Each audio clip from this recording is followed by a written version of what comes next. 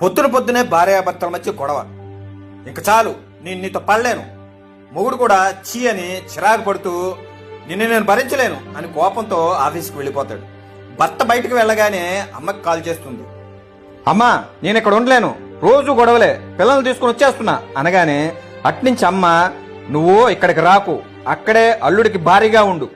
Already నీ అక్క మొగుడుతో గొడవ పడి వచ్చి మా నెత్తి మీద కూర్చుంది. నువ్వు కూడా అదే డ్రామా మొదలు పెడుతున్నావా?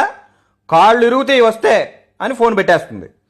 అమ్మ అలా అనేసరికి ఫోన్ పెట్టి ఎక్కెక్కి ఏడుస్తూ కాసేపటికి వెళ్ళి నీళ్లతో మొహం కడుక్కొని ఫ్రెష్ అయ్యి మొగుడికి నచ్చిన వంట చేసి ఆయన రాగానే సారీ చెప్దాం అనుకుంటుంది. సాయంత్రం భర్త ఇంటికి రాగానే చక్కగా అన్ని ఏర్పాట్లు చేస్తుంది, అసలు ఏ గొడవ జరగనట్టు.